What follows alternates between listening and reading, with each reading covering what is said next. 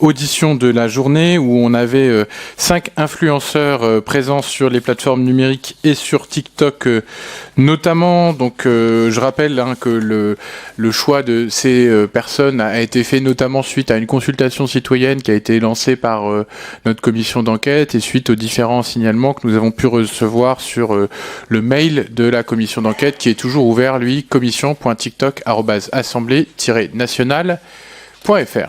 Alors, je rappelle aussi que notre commission d'enquête n'est pas un tribunal. Je tiens à le dire, c'est important. On n'est pas là pour juger, on n'est pas là pour punir, on est là pour comprendre, utiliser et faire en sorte que nous produisions la meilleure régulation possible. Le but, c'est d'utiliser notamment votre témoignage pour comprendre ce qui peut clocher avec TikTok et plus largement quels sont les mécanismes qui doivent être mis en place soit au niveau du gouvernement, soit au niveau européen pour protéger les mineurs de contenus choquants, en particulier sur TikTok, mais pas simplement. Donc aujourd'hui c'est donc Monsieur Nasser Sari qui est Nasdaq qui est ici et qui a par ailleurs annoncé ce week-end, il me semble, suspendre ses réseaux sociaux, mais vous aurez l'occasion, monsieur, de nous le rappeler. Auparavant, je vous remercierai dans votre propos introductif pas plus que 10 minutes. Vous pourrez commencer à nous parler, mais voilà, pas plus de 10 minutes.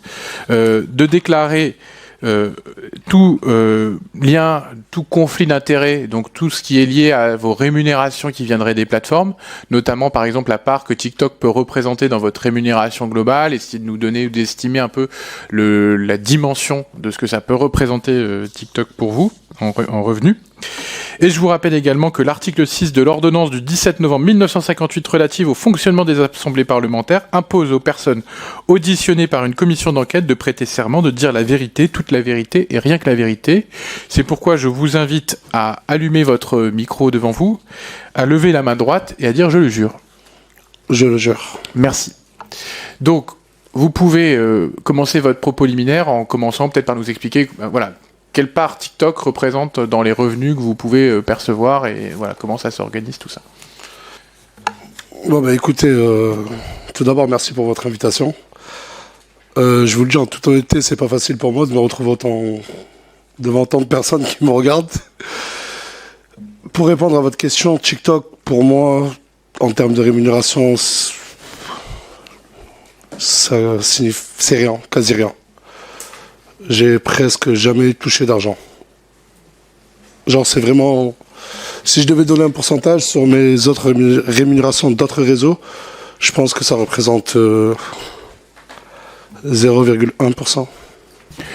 Vous pouvez nous donner un peu une idée de comment ça se structure, vos rémunérations sur TikTok sur TikTok et de manière générale, en volume, enfin, sur les, même sur les autres ce que ça représente, ouais. Même sur les autres plateformes. Ouais. Qu'on comprenne le modèle économique, en fait. Mais je dois vous donner le salaire de mes autres plateformes. Pas précisément, mais globalement. C'est pour répondre sur une commission sur TikTok. En fait, on fait une commission d'enquête sur TikTok, mais on veut comprendre en fait plus largement le modèle économique des réseaux sociaux et ce qui fait que où est-ce que vous gagnez de l'argent en fait, par quel biais en fait. Moi, je suis pas TikToker, même si j'ai plus de 3,7 millions de followers sur TikTok. Moi, principalement, ma source de revenus, elle vient de Snapchat. C'est un autre réseau. Je gagne mon argent là-bas. Et sur TikTok, comme je vous ai dit, j'en gagne très peu. Ensuite, les plateformes comme Instagram, très peu aussi. Majoritairement, ça vient de Snapchat. Et c'est pour ça que et par quel biais c'est une rémunération à la vue sur Snapchat ou... Oui, à la vue. Ouais. Et aussi, dû à mes placements de produits. D'accord. Mais 80% de mes placements de produits aujourd'hui, si ce n'est plus, sont faits de manière... c'est gratuit. Je partage beaucoup des commerces de proximité. Sur Snapchat, on a ce qu'on appelle la monétisation. C'est plus on va faire de vues, plus on va faire d'audimat, et plus on va gagner d'argent. Après, permettez-moi de rester transparent sur ça. J'ai le droit. Oui, bien sûr. Vous pouvez dire ce que vous voulez. Non, vous êtes libre. Non, mais dites-moi, vous êtes libre de dire tout ce que vous voulez. Et sur TikTok, je sais que c'est des vidéos de plus d'1 minute qui sont rémunérées. Je suis désolé, je préfère vous prévenir directement, je suis pas du tout un expert de TikTok. J'ai des millions de followers dessus, sur la plateforme, mais je suis pas un expert de TikTok. Et sur TikTok, c'est les vidéos de plus d'1 minute qui sont rémunérées, ou les lives. Les lives quand des gens font des dons. Et moi, à mon actif, je crois que j'ai qu'une petite soixantaine de vidéos sur TikTok. J'ai créé un compte, je crois, c'était en 2020, fin 2020. Je pense que voilà, en 4 ans, j'ai fait que... Non, 2 vidéos. 2 vidéos de plus d'1 minute. Et j'ai dû lancer peut-être 10 lives. Pour être encore plus transparent, je pense que j'ai pas dépassé la barre des 5 000 € sur TikTok en 5 ans. Merci. Est-ce qu'il y a d'autres choses que vous voulez nous dire dans votre propos liminaire ou on passe directement aux questions de Madame la rapporteure? J'aimerais appuyer sur le fait que je suis un Snapchatter. TikTok, j'y vais plus en tant qu'utilisateur que créateur de contenu. Même moi, je suis victime du succès de TikTok. C'est bien noté. Madame la rapporteure. Micro, merci. Merci beaucoup. Merci de votre présence. En effet, j'entends bien que vous avez assez peu de contenu, en tout cas que vous ne privilégiez pas TikTok, mais nous, ce qui nous intéresse de savoir, c'est en effet pourquoi vous êtes rendu sur cette plateforme. Qu'est-ce que vous voyez comme différence sur TikTok par rapport aux autres, notamment dans les contenus qui sont peut-être mis en avant. Vous voyez, on a beaucoup travaillé sur l'algorithme et sur le fait qu'ils mettent...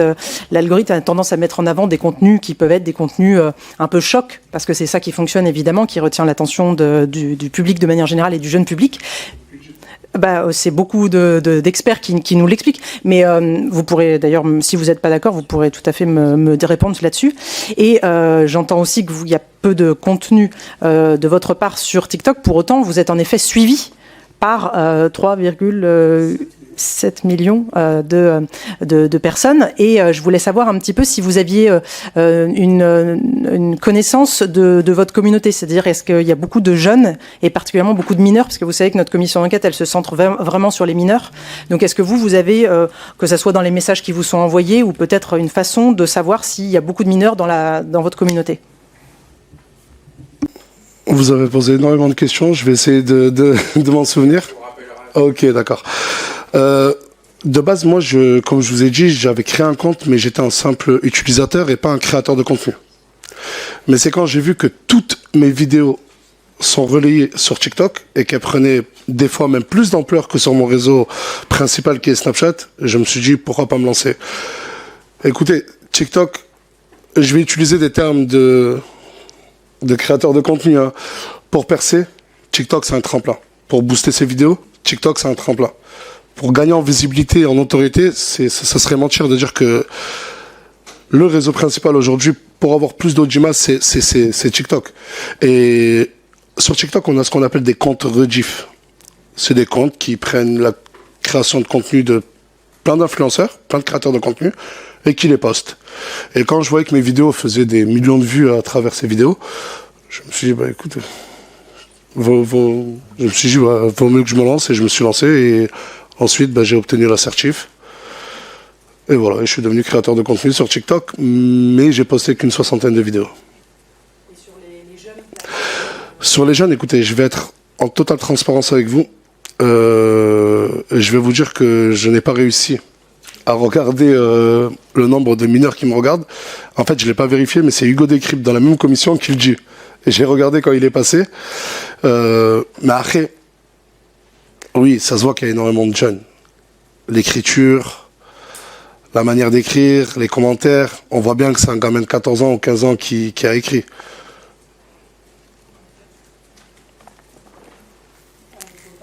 Chaque fois, désolé. Merci beaucoup.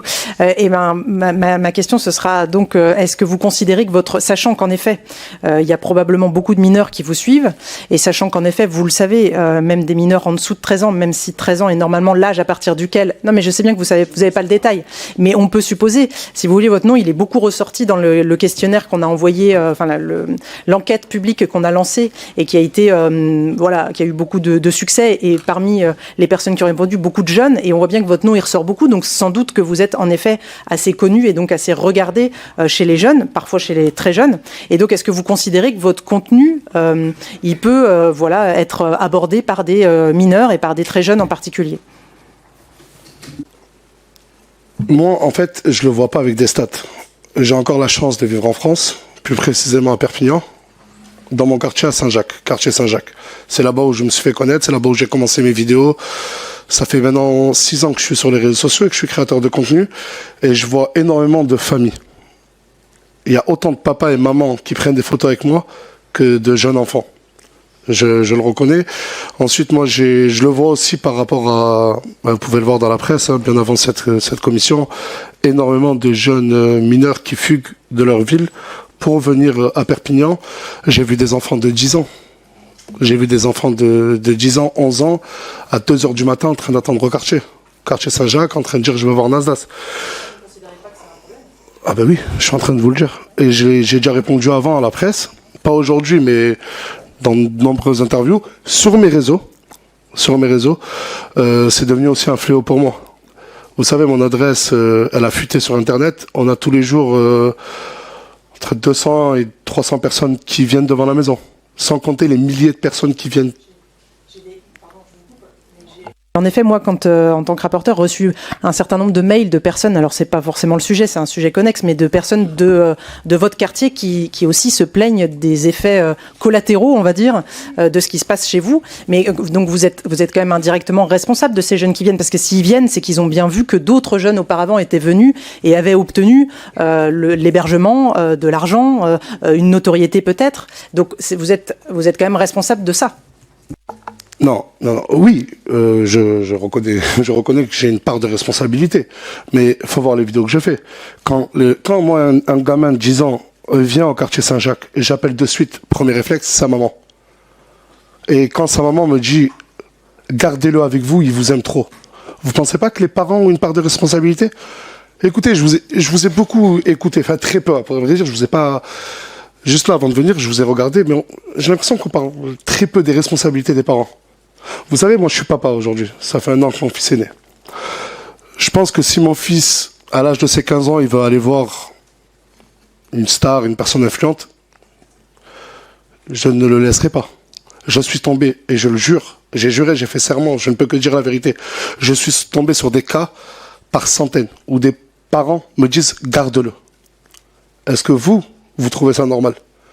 Et oui, j'ai cette part de responsabilité, je filme. Mais il faut voir ensuite la morale. Il y a toujours une morale dans les vidéos. Je dis, je le redis, et vous pouvez aller vérifier. Arrêtez. Ne venez pas. Arrêtez de croire au rêve Nasdaq. Et parmi les personnes, j'ai pris les personnes... Écoutez, je viens d'un quartier, c'est un des quartiers les plus pauvres de France. Laisser une gamine, je ne sais pas moi, de 17, 18 ans, à 3 heures du matin au quartier, sa mère me supplie de l'héberger et demain de lui prendre un train, je le fais. Et j'appelle les parents et je demande si ça peut servir comme exemple. J'ai ce côté généreux-là, avec ou sans réseaux sociaux. Vous savez, moi j'ai commencé, j'étais gardien d'immeuble. J'ai touché un peu moins de 1 200 € le mois. Et vous pouvez aller demander au sein de mon quartier, je redistribuais déjà mon argent, j'aidais déjà les gens de mon quartier. Mais je ne savais pas en aucun cas que ça allait faire un effet boule de neige. Et c'est pour ça que cette dernière année, j'ai ralenti énormément sur les vidéos, sur les dons. Je le fais, mais je ne le filme plus. J'ai cette responsabilité, oui, mais derrière mes vidéos, je le dis, arrêtez de venir. Je l'ai dit, et comme je vous l'ai dit, vous pouvez aller vérifier. Mais il y a aussi, je suis désolé, mais une responsabilité parentale. Moi, ces gamins, je suis ni leur père ni leur mère. Et si le papa et la maman pensent que c'est normal que leur enfant de 14 ans soit à 600 km de chez eux, qu'il ait fraudé le train, ça aussi c'est alarmant. Et eux aussi ont leur responsabilité.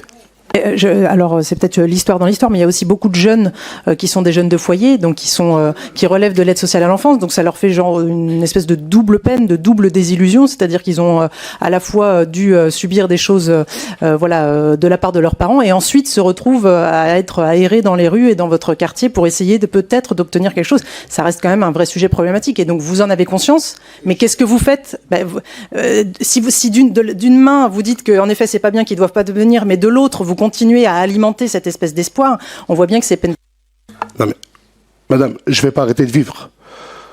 Je ne vais pas arrêter de créer du contenu. Écoutez, moi, j'ai une responsabilité, je l'assume pleinement. Je demande, et je vous l'ai dit, je prends parole devant des millions de personnes. Vous savez, je ne m'en vante pas en toute modestie, en 1 heure, je tourne entre 2 et 3 millions de vues sur Snapchat. Je peux vous le montrer. Et devant ces millions de personnes qui me regardent, je reçois aussi énormément de vagues d'insultes. Quand tu veux plus aider, t'as changé Nasdaq, je reçois une vague d'harcèlement. Mais je m'en fous. Je fais, je dis. Et à Perpignan, il y a même une équipe d'amis qui m'entoure, appelle la police. Appelle la police. Quand il y a des jeunes qui viennent, la police me disent, est-ce qu'ils me montrent des photos? Je leur dis, ouais, il était là ce matin. Mais c'est pas pour autant que je vais...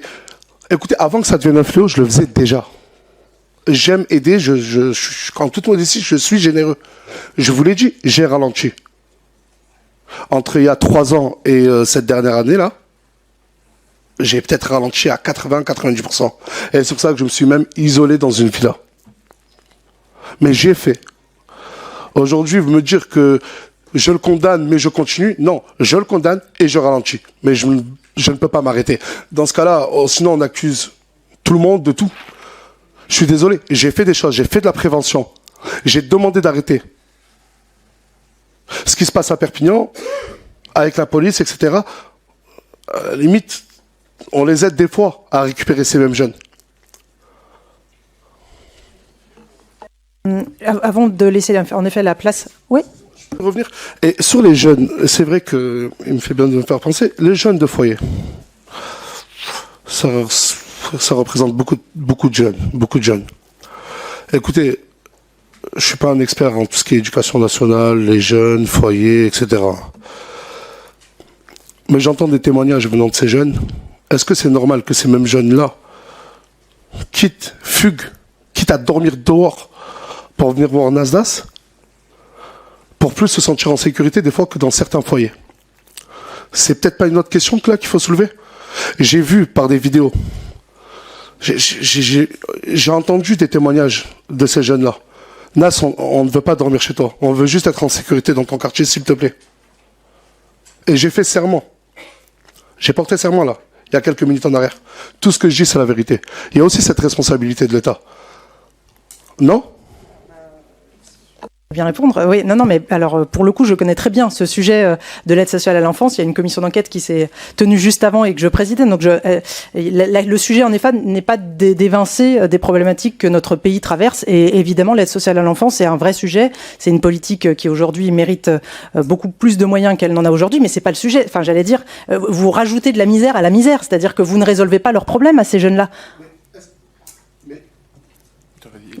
Et puis alors, attendez, je vous laisse réagir à ça, et ensuite, puis après, je laisserai la parole à mes collègues députés, mais ma question, c'est ensuite, par rapport à ce que vous pouvez expliquer, vos propos tenus récemment sur le fait que vous alliez quitter les réseaux sociaux, est-ce que vous pouvez ensuite nous en dire un peu plus sur les motivations?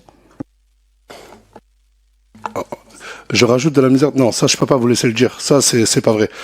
Sortez-moi une seule vidéo, où j'ai demandé à ces jeunes de venir.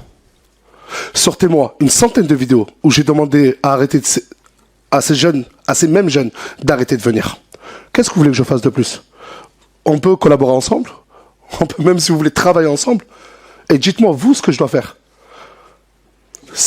Mais non, mais là, c'est moi aussi, je vous pose des questions. Qu'est-ce que je dois faire quoi de plus? Mais dites-moi, parce que c'est bien facile de m'accuser de rajouter de la misère sur de la misère, mais qu'est-ce que je dois faire de plus? Prendre parole. Dans des cas où j'aide la police, des fois même vous savez, mais il y a une réalité de terrain. Vous pouvez pas, je peux pas vous laisser dire ça. Je ne leur ai jamais demandé de venir. Ils sont pas venus par hasard. Oui, non, mais c'est pas parce que non mais attendez. C'est pas parce que j'aime. Vous savez, il y a des clips de rap, il y a des films, il y a tout type d'art. D'accord? C'est pas parce que je vois que... on va tomber dans la bêtise, je suis désolé. C'est pas parce que j'ai vu que Omar Sy, dans le film Intouchable, il aidait une personne, que je vais aller camper devant chez lui. Ah mais faut... Non mais dans ce cas-là... Non mais je vous ai prévenu, on va tomber dans la bêtise. Mais non mais qu'est-ce qu'en fait vous êtes en train de me demander à moi, créateur de contenu, d'arrêter mon quartier, car ça donne envie à d'autres jeunes, sous la responsabilité de l'État, de venir. C'est ce que vous êtes en train de me dire? Oui. Du coup, je n'exerce plus mon métier. Du coup, je ne crée plus de contenu. Du coup, vous me dictez ce que je dois créer comme contenu. Ah non, Nasdaq, tu ne dois pas aider ces jeunes-là parce que ça fait un appel d'air, tout le monde vient, ça crée un effet de boule de neige. Je fais de la prévention. Je demande à ces jeunes de ne pas venir. Mais comme je vous ai dit, je ne peux pas m'arrêter de vivre.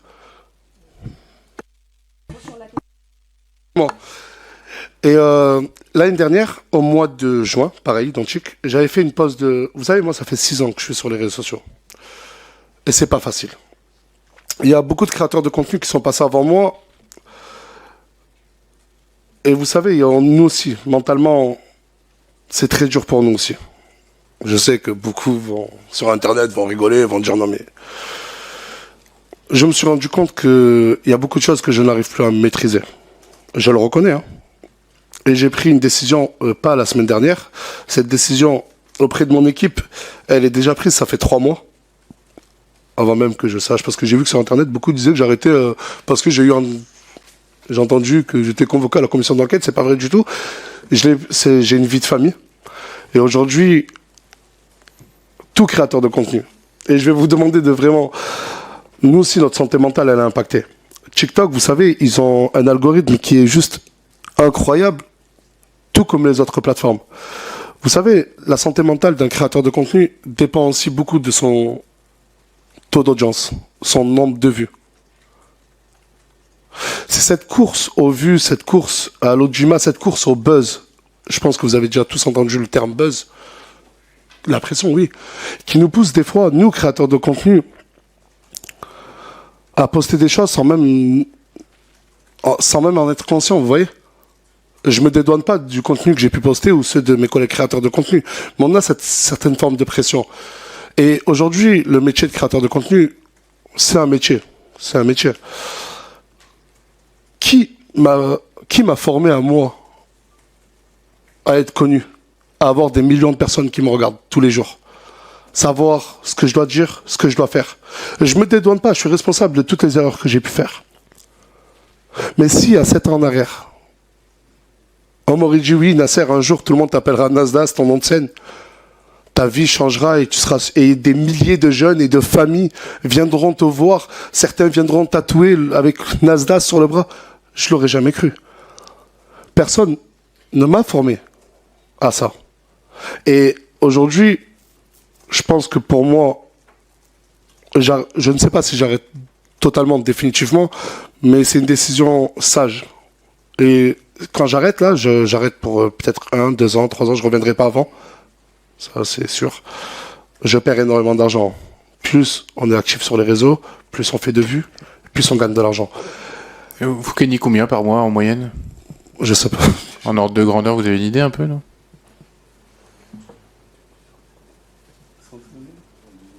Bah après, c'est un chiffre d'affaires. Ouais.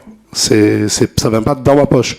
Mais en CA, en chiffre d'affaires, ouais, on est à des centaines de milliers d'euros. Des centaines? Ouais, Quelques centaines. Ouais, Et vous? Moi, le salaire net d'un député, après impôt, c'est à peu près 5 000 euros. Ouais. Et j'ai vu à l'extérieur et j'étais étonné, vous avez des chauffeurs. Alors, c'est des chauffeurs partagés. Il y en a une dizaine pour toute l'Assemblée qui font uniquement... Non, mais c'est pas un défaut, c'est pas une accusation. Je vous annonce, comme ça vous saurez. Voilà, je l'ai vu, j'ai posé la question et on m'a dit que c'était vraiment vos chauffeurs. Pour l'Assemblée nationale, mais en fait, pour 577 députés, et ils font de la dépose, mais finalement, voilà, c'est pas nos chauffeurs individuels. Désolé. Mais aujourd'hui... Comment ? Par contre, on va passer la parole, sauf si vous vouliez dire une dernière chose avant qu'on... Mais non, sur ma pause, j'ai vraiment besoin de prendre du recul, chose que je n'ai pas encore réellement fait, et de savoir ce que je veux et ce que je veux représenter. Au début, Nasdaq, c'était un surnom, mais ça restait quand même moi. Aujourd'hui, Nasdaq, c'est devenu un personnage. Très vite, les créateurs de contenu, on ne sait même plus ce qu'on veut, ce qu'on représente. Et c'est vrai, on tombe dans une tourmente. Et là, je défends aussi ce métier-là de créateur de contenu. Et moi, je dirais qu'il faudrait plus d'encadrement. Pas sévère, pas des punitions. Mais ça vous fait sourire, monsieur le député? Ça vous fait sourire? Je vous parle de la santé mentale des créateurs de contenu. Excusez-moi, je vous demande pas de me faire de remarques, vous êtes ici en audition. Mais vous souriez pendant que je parle. C'est pas une remarque, c'est déplaisant pour moi. Je suis pas, c'est pas par rapport à vous, d'accord? Ah, autant pour moi, autant pour moi. Donc je vous remercie de continuer votre propos. Voilà. Ok. Non, bah écoutez, sans faire. Autant pour moi. Alors, j'avais une demande de Monsieur Dewara.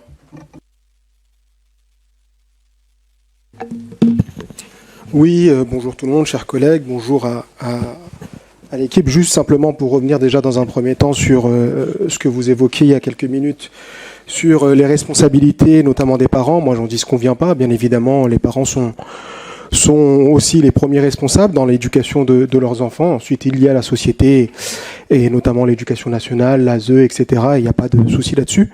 Cela étant dit, en raison notamment de la viralité de vos réseaux sociaux, je pense que, en quelque sorte, comme me disait un médecin, on peut parfois, à travers un certain nombre de médicaments, être le poison et l'antidote à la fois.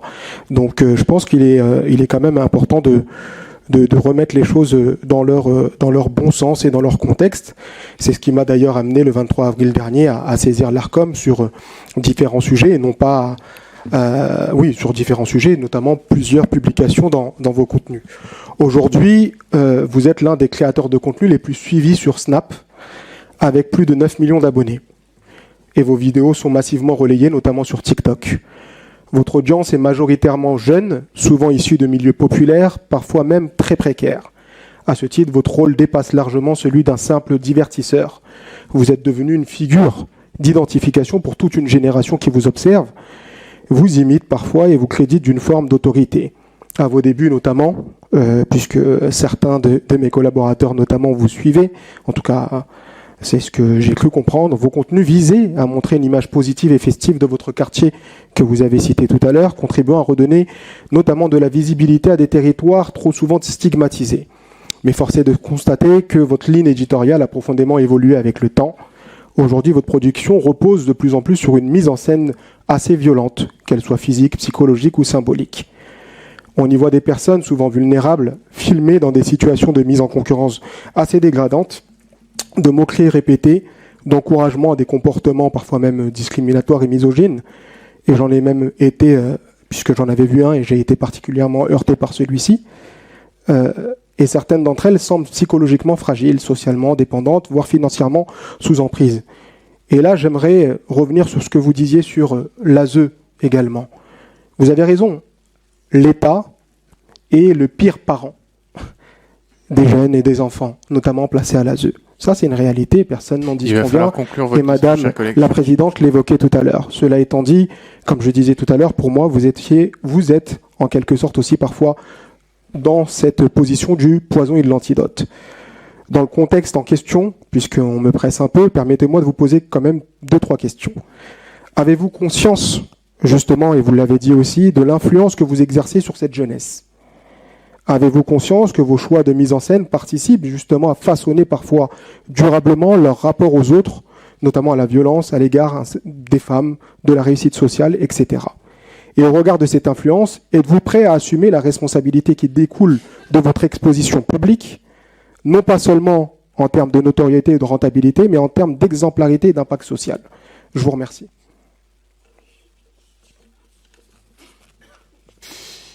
Merci. Je vous laisse répondre.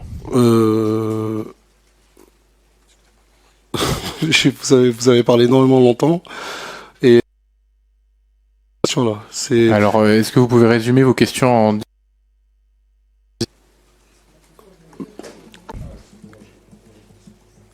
Mes questions, c'était: avez-vous conscience de l'influence que vous exercez sur cette jeunesse ? Avez-vous conscience que vos choix de mise en scène participent à façonner parfois durablement les rapports aux autres, à la violence, aux femmes, à la réussite sociale ?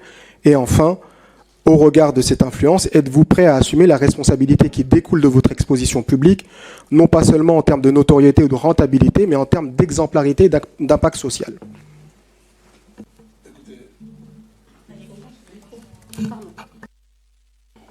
Je vais essayer de répondre à vos questions une par une. Bien sûr que j'ai conscience de la responsabilité de mon influence envers les jeunes, mais vous dites que je suis très suivi par les jeunes, mais il me faudrait des chiffres. Vous en avez ? Par les mineurs. Est-ce que vous avez des chiffres ? Parce que c'est bien beau de tenir des beaux discours, mais est-ce que vous avez des chiffres ? Moi, j'en ai. Sur Snapchat, mon réseau principal, à plus de 87%, c'est des majeurs. Et ma plus grosse communauté, c'est les 25-36 ans. C'est bien beau d'insinuer que je ne suis suivi que par des mineurs, etc. C'est ici. C'est en direct. Et cette moi, écoutez, quand je crée mon contenu, Aujourd'hui, dehors, il y a eu ce fléau de pas que de jeunes. Ça, c'est pas une majorité. J'ai énormément de personnes qui viennent sur Perpignan pour voir Nasdaq. C'est très difficile pour moi aujourd'hui d'être une personne normale entre guillemets et de pouvoir exercer mon métier à l'extérieur de cette maison-là. Du coup, je suis enfermé avec des amis à moi et on crée du contenu. Que ça plaise ou que ça en déplaise, que ça déplaise, je le comprends. Mais il faut savoir que toutes les vidéos c'est vraiment fait pour divertir les gens. Divertir les gens, et c'est pour ça qu'aujourd'hui, on est regardé par autant de millions de personnes. Certains, comme vous dites, me critiquent, et critiquent ma manière de faire, mais combien y adhèrent? Je pense que bien plus. En toute modestie, bien plus. Et j'ai tellement conscience que ça fait 3 mois que j'ai pris la décision de prendre une pause. Peut-être que je vais revenir, peut-être pas sur les réseaux. Et surtout, si un jour, comme j'ai dit à mes équipes, si un jour je reviens, en toute honnêteté, j'ai dit si un jour je reviens sur les réseaux, je veux clairement changer de terre. Aujourd'hui, comme c'est vous dire, je suis devenu peut-être aussi un symbole. Et même moi, comme je vous ai dit tout à l'heure sur la santé mentale des créateurs de contenu, peut-être que même moi, je me suis perdu sur ce que je représentais. Et aujourd'hui, ce que je propose.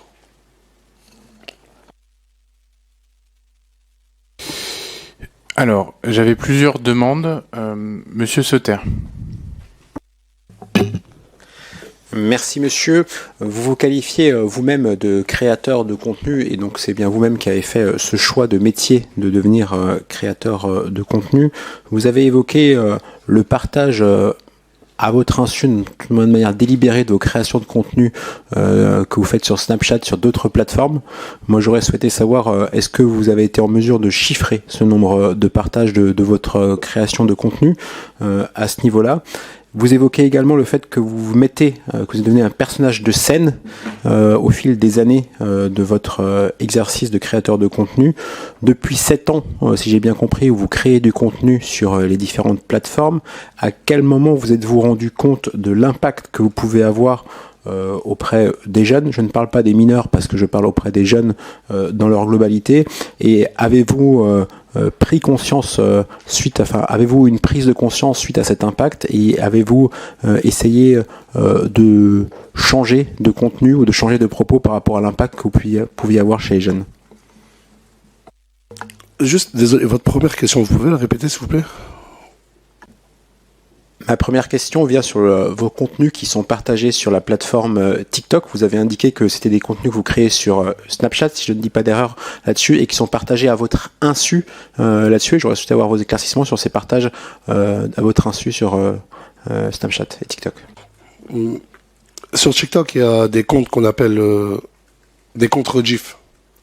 C'est des comptes qui rediffusent, comme je vous ai dit tout à l'heure, pas que mes vidéos à moi, mais toute vidéo virale en fait. Ou même un petit créateur de contenu qui fait peut-être que 5000 vues, il peut voir sa vidéo être prise, être screenée, faire un capture d'écran. Ils font en fait une capture d'écran de notre contenu et ils le repostent directement sur leur compte à eux.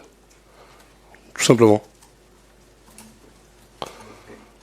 Monsieur, si vous êtes donc créateur de contenu, vous présentez comme vous mettez vous-même en scène sur cette création de contenu, c'est donc de pillage de contenu de la part de TikTok, c'est un vol de votre création artistique. Je sais pas si je qualifierais ça comme un vol, mais aujourd'hui c'est devenu normal. Aujourd'hui sur TikTok c'est devenu normal qu'il y ait des comptes rediff. Il y en a par milliers, hein, pas par centaines, par c'est des milliers de comptes qui n'ont ni nom, ni prénom, ni tête. Ils n'ont pas d'identité. Ils s'appellent juste compte rediff ou rediff exclu et qui vont tout reprendre.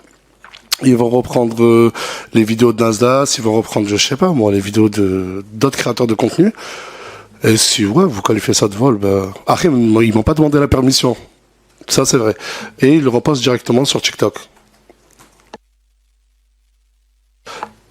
Et c'est vrai. Aussi, il y a aussi les fins comptes Nasdaq. Il y a énormément d'usurpation d'identité. Mais ça, c'est pas que sur TikTok, c'est un peu de partout. Sur tous les réseaux.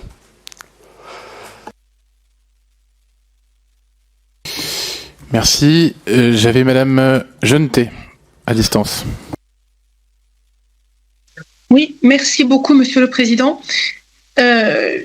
Monsieur, j'ai bien écouté ce que vous avez dit. J'ai entendu dans vos propos d'abord une grande compréhension de mécanismes de fonctionnement des algorithmes des différentes plateformes. Vous avez exprimé une sensibilité à l'impact que ça pouvait avoir sur les jeunes. Vous avez même émis une forme de critique très policée, mais critique quand même vis-à-vis des parents dans l'utilisation que ces jeunes font de ces contenus. Donc j'ai bien senti, me semble-t-il, que vous aviez quand même quelques réserves, que vous comprenez l'impact de ces contenus, et vous avez exprimé, moi il me semble-t-il, quelques réserves justement sur l'impact de ces contenus. Alors ma question est très simple, puisque vous êtes créateur de contenu et que vous maîtrisez très très bien ces contenus, ces plateformes, pardon, quelles sont les recommandations que vous, créateur de contenu, feriez pour limiter les effets négatifs d'une plateforme comme TikTok sur des mineurs? C'est le thème exactement de notre commission d'enquête. Donc, quelles sont les recommandations que vous, créateurs de contenu, souhaiteriez faire? Je ne parle pas des parents, vous les avez évoqués. Au-delà des parents, là, on n'est pas sur les parents, sur le reste. Merci.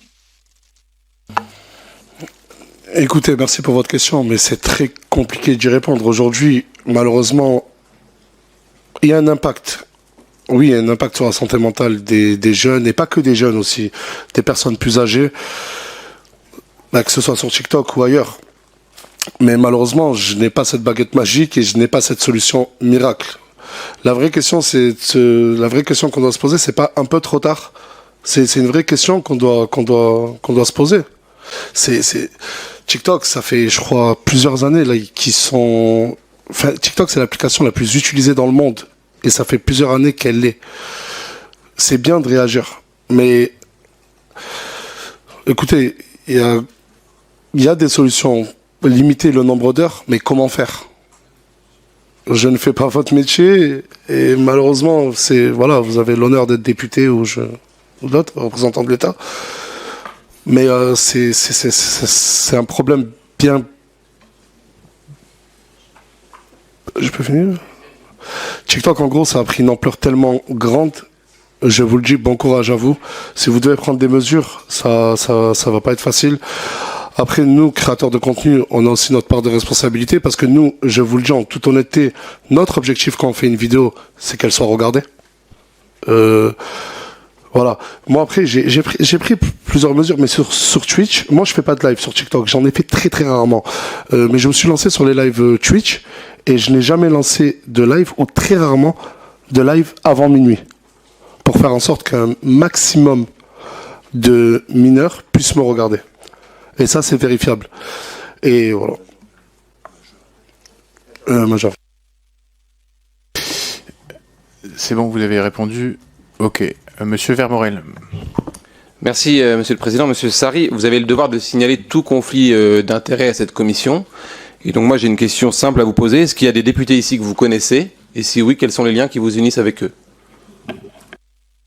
Est-ce qu'il y a ici, dans cette salle, des députés que vous connaissez? Est-ce qu'il y en a certains avec lesquels? Et comment vous les connaissez? Et après, la deuxième question, j'aurais une deuxième question à vous poser sur le fond. Des députés que je connais, je vous ai vu à la télé. Mais est-ce que ça veut dire que je le connais? Je connais Monsieur Delogu. Je l'ai vu à la télé aussi. Et après, attendez, laissez-moi regarder tous les visages. Non. Enfin, non. Non. Et pourquoi? On a été plusieurs, en tout cas moi je l'ai vu, à voir Monsieur Delogu vous orienter votre réponse sur les revenus tout au début, qui étaient les vôtres dans le cadre des réseaux sociaux.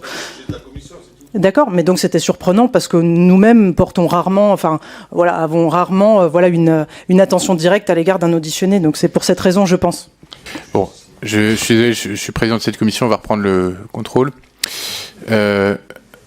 Monsieur Vermorel, vous avez une deuxième question. J'ai une deuxième question à vous poser. On dit de vous que vous êtes le Robin des Bois digital, et que donc vous avez redistribué beaucoup d'argent. Est-ce que vous avez déjà distribué de l'argent à des mineurs? Est-ce que vous avez déjà distribué de l'argent à des partis politiques? Non, mais c'est quoi, c'est que... Alors, sur le... Monsieur, là, c'est que monsieur attendez, Vermeulen, vous pourriez je préciser vais vous pourquoi relire la commission, là, parce que là, excusez-moi. c'est Je vais demander de préciser pourquoi vous demandez sur les partis politiques et quel est le rapport avec la commission d'enquête. Non, mais donne-moi le papier, donne-moi le papier, s'il te plaît. Que vous pouvez être plus précis. Pardon. En fait, sur la question des mineurs, je pense que c'est dans le cadre de notre commission Ça, c'est d'enquête. sûr, ouais. Et comme par ailleurs, on vous prête des ambitions politiques, je voulais savoir si TikTok avait permis de rémunérer des partis Voilà. politiques. Voilà. Donc du coup, je pense qu'il y a peut-être une information qui m'a échappé, mais Permettez-moi, voilà. mais je pensais qu'en arrivant ici, on est quand même à l'Assemblée nationale, c'est une première pour moi et c'est un honneur pour moi. Mais je pensais vraiment pas tomber sur des questions aussi floues que les vôtres. Enfin, non, mais on a l'Assemblée nationale, c'est des questions précises. Qu'est-ce que un groupe politique? Écoutez, je n'ai jamais même fait de politique dans mes réseaux sociaux, d'accord? Je n'ai jamais versé d'argent à des groupes politiques. Monsieur le député, j'ai regardé un interview de votre part. Vous avez dit que ça allait pas être une punition pour nous, mais c'est bien pire. On part sur des questions tellement hors sujet. Mais non, mais qu'est-ce que vous allez dire? Votre prochaine question. Laissez-moi terminer, s'il vous plaît. Laissez-moi terminer. Mais excusez-moi, j'ironise, hein. Mais c'est quoi la prochaine? Est-ce que j'ai financé l'armée du Tchad? C'est quoi? Non. Alors, on va revenir à la question et répondez à la. Donc, bon, sur la deuxième question, vous n'avez pas d'intention politique, on l'a compris. Sur la première question, c'était de savoir si vous aviez donné de l'argent à des mineurs. Pour revenir sur, désolé, mais parce que je suis même un peu choqué de la question. Je vous le dis clairement, je ne connais pas votre nom, désolé. Je peux terminer? Monsieur va répondre sur les mineurs et après vous pourrez éventuellement rebondir, mais très rapidement parce que je veux pas que ça tourne sur non mais voilà, comme je dis, moi je suis étonné. Vous répondez sur les mineurs, vous avez dit que vous n'avez pas d'intention politique. Non mais parce que c'est quand même grave la question qu'il a pu poser. Mais, je veux dire, vous avez répondu. J'ai mon droit de réponse. Vous avez pu répondre. J'ai accordé une interview où on m'a posé la question, est-ce que des convictions politiques, pour moi, est-ce que j'en ai? J'ai dit que je ferais tout pour aider mon quartier, même si devenir éboueur, ça aiderait mon quartier. Si demain devenir, je ne sais quel rôle politique, je le ferai, quitte à être éboueur. Et je ne vois pas, et je le répète, vous êtes le président de cette commission, mais qu'est-ce que des questions comme ça viennent faire ici et quel est le rapport avec TikTok? Et pour répondre sur les mineurs, oui. Ça m'est déjà arrivé, monsieur, de prendre une vingtaine de jeunes de mon quartier, les faire nettoyer les rues, repeindre les murs remplis de tags et leur donner ce sens du travail, le goût de l'effort et de les rémunérer. 5 euros, 10 euros, 20 euros, grand max 50 euros. C'est vraiment des actions sociales que j'ai menées au sein de mon quartier. Parce que oui, la population là-bas se sent totalement délaissée. Totalement délaissée. On est des milliers d'habitants à Saint-Jacques. Et oui, par des actions sociales comme celles que je vous ai décrites, j'ai pu aider des jeunes. Tu nettoies le quartier, je te donne un billet de 50 euros ou de 20 euros. Oui, petit, tu n'as pas besoin de vendre de drogue. Oui, petit, tu n'es pas né, et c'est pas parce que tu as grandi dans un quartier que tu dois vendre de la drogue. Non. Il existe d'autres moyens. Vous savez, moi, les jeunes, les mineurs, les jeunes, excusez-moi du terme, mais vraiment, excusez-moi, qu'il y en a un devant moi, dans mon quartier, qui oserait insulter la France. Il y a les réseaux sociaux, il y a les vidéos. Mais ça ne s'arrête pas à ça. Il y a aussi le terrain. Et j'y suis. On va redonner la parole pour un rebond, monsieur Vermeulen, mais on ne met pas une pièce dans la machine, s'il vous plaît. Merci, Monsieur le Président. C'est pas pour remettre une pièce dans la machine. Je rappelle juste le cadre, Monsieur le Président. On est dans une commission d'enquête dont je suis membre. Il semble que les députés ont quand même le droit de poser des questions. Oui, non, mais il faut aussi passer la parole aux collègues et on arrive à la fin. Donc je vous demande de pas... Vous me laissez 30 secondes et je termine en 30 secondes. Je dis juste que je posais une question et que la personne qui était convoquée dans cette commission d'enquête était libre ou non de répondre à cette question, mais que j'étais dans mes droits de pouvoir le faire et je vous demande, Monsieur le Président, de pouvoir garantir mes droits de parlementaire. Voilà, c'est ce que j'ai... Et si cette question ne posait aucun problème... Je ne crois pas y avoir fait obstacle, voilà, chers collègues. Je vous remercie, Monsieur le Président. Non, mais poser des questions sur une assemblée, sur une commission TikTok, vous me posez des questions... mais totalement hors sujet, mais comprenez-le. Vous en êtes membre, vous avez vous aussi des responsabilités. Monsieur Vermeulen, et il y a vos collègues qui attendent pour poser des questions utiles à TikTok et utiles à la santé mentale des jeunes. Je vais vous demander d'arrêter et on va passer à la personne suivante. J'avais Madame Balage qui avait demandé la parole il y a très longtemps. Merci, Monsieur le Président, Madame la rapporteure. Mes chers collègues, Monsieur Sarri, tout d'abord, vous avez voulu minimiser l'un des l'incidence de deux choses. Tout d'abord, l'incidence du réseau TikTok sur vos revenus, mais vous avez oublié de mentionner le fait que TikTok vous sert à capter du public sur Snapchat, et par ailleurs, que votre compte TikTok est relié à votre compte Snapchat et également à vos lives Twitch. Ça, c'est la première chose que vous avez voulu minimiser. Ensuite, vous nous avez indiqué que vous publiez du contenu, parfois sans prendre conscience de ce que vous publiez, que vous n'êtes pas accompagné. Pourtant, vous avez la possibilité de vous faire accompagner par des avocats, comme vous le faites aujourd'hui, et c'est votre droit, et c'est peut-être même votre responsabilité en tant que personne qui produit du contenu. Alors, depuis plusieurs années, vous publiez du contenu sur les réseaux sociaux, captivant plusieurs millions d'abonnés, comme le ferait une série télé avec des personnages, des intrigues, des rebondissements. Cependant, contrairement à une série télé, vous jouez avec la frontière entre la réalité et la fiction, parfois en brouillant un peu les limites entre ce qui est vrai et ce qui ne l'est pas. Par exemple, vous avez souvent mis en scène des relations amoureuses, réelles ou supposées, dans votre villa, impliquant parfois des mineurs. Je pense notamment à Madame L, qui a été un personnage central pendant plusieurs semaines. Vous et votre communauté, vous l'avez accusée d'être tombée enceinte d'un homme de la villa alors qu'elle était, selon vous-même, largement mineure. Alors cela soulève une question cruciale. Est-ce que vos contenus reflètent uniquement la vérité ? Si c'est le cas, entendons-nous bien, nous sommes là alors confrontés à des actes souvent pénalement répréhensibles, tels que des menaces au couteau, des actes de racisme, du harcèlement, de l'exploitation, du détournement de mineurs ou des violences conjugales que vous avez diffusées sur vos réseaux sociaux. Par ailleurs, il est essentiel de considérer les effets psychologiques sur les mineurs exposés à ce contenu, qui peuvent subir des influences néfastes, une normalisation de comportements inappropriés, une perturbation de leur compréhension des relations saines et de la réalité. Ma question est donc simple, elle est la suivante. Vos contenus sont-ils mis en scène, ce qui pourrait remettre en question vos choix éditoriaux, le manque de transparence de votre démarche et vous exposer à des critiques pour avoir largement outrepassé le règlement des réseaux sociaux? Et dans ce cas, il faudrait modérer ou classifier votre contenu pour l'empêcher d'atteindre un jeune public, ou bien montrez-vous la réalité de ce qui se passe dans votre villa, vous confrontant alors à des actes pénalement répréhensibles. Elle n'est pas floue, ma question. Est-ce que c'est vrai ou est-ce que c'est mis en scène? Merci pour votre question. Tout d'abord, vous avez dit que j'ai minimisé mon impact sur TikTok, sur mes revenus. Je peux le prouver. J'ai touché moins de 5 000 euros. Sur TikTok, je peux vous le prouver. En quoi j'ai minimisé? Et pour revenir sur Madame L, c'est ce que vous avez dit? Je connais pas, c'est qui? Vous pouvez couper. Là, qui a été accusée d'être... Non, pas Léa, là c'est moi. Leïla, qui a été accusée, ou en tout cas, c'est un personnage, c'est Leyna, Leyna. Mais je voulais pas citer son nom, parce que ma question, elle ne pose pas sur cet épisode, elle ne repose en réalité que sur une chose, est-ce que vos contenus sont réels ou est-ce qu'il s'agit de mise en scène? S'ils sont réels, il y a des actes pénalement répréhensibles qu'ils sont à l'intérieur. Si c'est mis en scène, alors vous devez la transparence de votre démarche, non seulement à votre communauté, mais aussi aux plateformes de contenu. Juste avant votre question, vous m'avez accusé, moi et des amis à moi, d'avoir mis en scène, d'avoir dit à Leyna, tu as fait semblant d'être... Enfin, nous, on lui a supposé qu'elle était enceinte, c'est ça? J'ai pas compris. C'est elle-même qui est venue. Vous savez, elle, j'ai un droit à l'image, j'ai sa grand-mère qui est sa tutelle. J'ai le droit de la filmer comme elle a le droit de me filmer. Et c'est elle-même qui est venue avec des tests de grossesse et qui est venue et qui a dit « Oui, Nasser, je suis enceinte. » Elle a quel âge, Leyna? À 16 ans, à 17 ans ou... oui, elle nous avait menti. Ce qui avait fait scandale aussi sur les réseaux.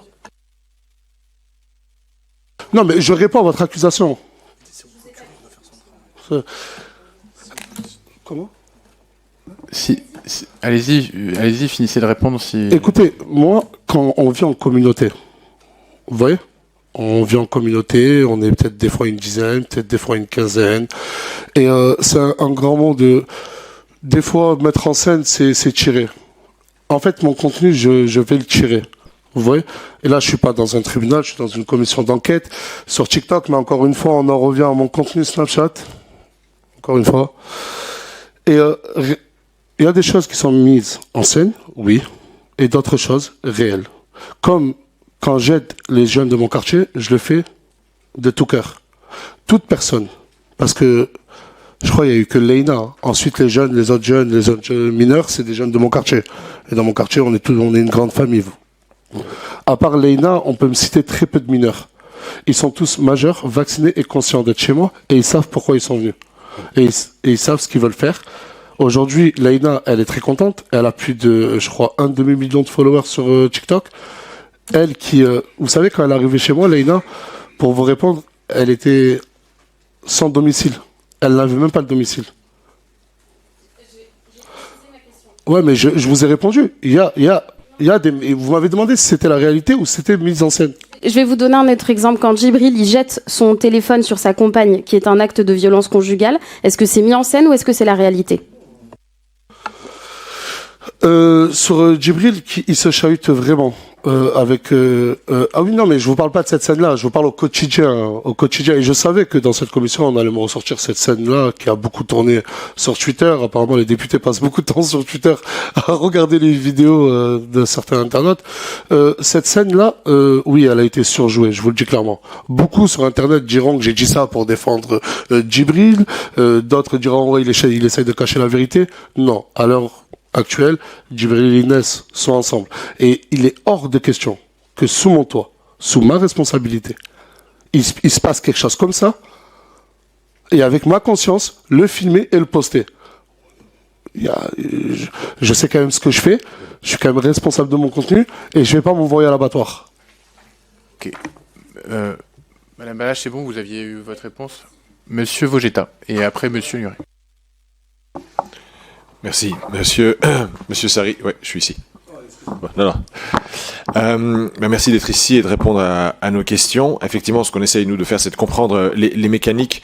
Et je vous suis pas, je vous connais pas. Alors non, monsieur, s'il vous plaît, Monsieur Sarri, pas de dénigrement. Vous écoutez les questions des parlementaires. Je vous demande, s'il vous plaît. Alors, Monsieur Sarri, je ne vous connaissais pas jusqu'à aujourd'hui. Moi, j'avoue que je vous ai jamais vu sur les réseaux. Mais en revanche, en vous écoutant aujourd'hui, on sent que vous comprenez que vous avez une influence certaine sur les mineurs en particulier, puisqu'on en a parlé en particulier au début de votre intervention. Donc, ma première question, c'est si vous aviez la capacité, en appuyant sur un bouton, d'exclure de votre audience les mineurs qui ont moins de un âge déterminé, 13 ans, 15 ans, 18 ans, est-ce que vous le feriez et quel âge serait le bon âge pour vous à partir duquel une personne devrait pouvoir regarder vos contenus? Première question. Deuxième question, sur les placements de produits, on n'en a pas parlé, mais ça fait aussi partie de vos revenus, j'imagine. Et j'ai vu par contre passer notamment une association de victimes de l'influence qui dit que parfois dans le passé, vous avez pu avoir certains placements de produits qui étaient problématiques, avec notamment des maillots de foot Ligue des Champions 2025 qui n'auraient pas été arrivés. Est-ce que vous êtes conscient éventuellement de certains problèmes avec des placements de produits que vous avez pu faire dans le passé? D'accord. Est-ce que vous êtes conscient de ces problèmes? Est-ce que vous connaissez les termes de la loi influenceur qui veut protéger les consommateurs? Est-ce que vous l'appliquez au quotidien de vos placements de produits? Donc, c'est deux questions. Merci. Un âge parfait pour moi, pour mon audimat, c'est tellement vaste. Minimum. C'est même pas que pour regarder mon contenu, mais même pour avoir des applications telles que Snapchat, TikTok, YouTube, parce qu'on retrouve de tout partout, dans n'importe quelle plateforme. Mais je dirais un âge minimum, déjà juste pour avoir TikTok, je me baserais sur 14 ans. 14 ans. En tout cas, moi, je vous parle de moi, mon fils. Moi, mon fils, je sais que peut-être après ses 15 ans, il pourra utiliser TikTok, mais pas avant. Après, peut-être que je suis pas encore un bon papa, il n'a que 1 an. Mais c'est vrai que si on parle de ma vie privée, j'ai un enfant, c'est un parfait exemple. Je ne le laisserai pas. Parce qu'après, il faut pas punir tous les jeunes. Aujourd'hui, TikTok, c'est aussi un endroit pour se relaxer. TikTok, on y va pour se relaxer. Ça a été créé pourquoi? Pour qu'on puisse scroller sur le fil d'actualité, regarder des vidéos, qu'elles soient de tout type. Il n'y a pas que des vidéos problématiques sur TikTok. Je ne suis en aucun cas l'avocat de TikTok, je préfère le dire. Mais sur TikTok, on voit aussi des vidéos où on apprend quand même pas mal de choses. Moi, je pense que c'est plus une question d'algorithme pour les jeunes, plus les ramener vers un contenu, on va dire, éducatif. Après, l'âge, si on interdit à ces jeunes-là, TikTok, je sais qu'ils sont omniprésents. Après, je sais que l'ancien Premier ministre a fait une proposition de loi ou va faire une proposition de loi pour les interdire au moins de 15 ans. Après, voilà, je ne suis ni Premier ministre, ni député. Et un âge parfait, ouais, je dirais 15 ans, peut-être 15 ans et demi, et centrer un algorithme. Après, sur mon contenu à moi, pareil. Pareil, c'est, je dirais, de 15-16 ans à largement plus. Mais aujourd'hui, après, moi, c'est une vraie question que je me pose. Vous savez que je peux aller sur TikTok ou sur d'autres applications, créer un compte et mentir sur mon âge. J'en ai 29, je peux dire que j'en ai 69. Non, mais c'est une réalité, ça aussi. C'est une réalité. Et peut-être être plus précis quand tu rends l'inscription. Je ne sais pas comment, j'ai pas la solution. Je vais pas vous dire qu'il faut donner des pièces d'identité à TikTok. Je ne sais pas comment faire, mais être plus prévoyant sur ça. Et la deuxième question, c'était moi, il faut savoir que, pour revenir encore une fois sur mes rémunérations, moi, elles proviennent des plateformes directement et non des placements de produits. Les placements de produits, ça doit représenter... excusez-moi, j'ai cru que vous voulez parler. Ça représente même pas, je sais pas, on me demande de sortir des chiffres, mais là, j'irais même pas 5 à 8%. Comme je vous ai dit, j'en fais énormément. Un placement de produit, c'est pas obligatoire, c'est pas obligé. On peut le faire gratuitement et j'en fais énormément gratuitement. Comme l'a dit votre confrère, on m'appelait le Robin des Bois modernes. Si demain vous venez me voir, vous me dites que vous avez une boulangerie, j'aime bien votre pain, j'y vais, je fais un placement de produit. Sur les maillots de foot, Dieu merci, on me sort cet exemple-là, c'est un problème qui a été réglé. Je fais des millions de vues. C'est une personne qui s'est lancée dans la vente de maillots, une société, etc. Et à vrai dire, il ne s'y attendait pas à un tel taux de commandes. Il y a énormément de livraisons reçues.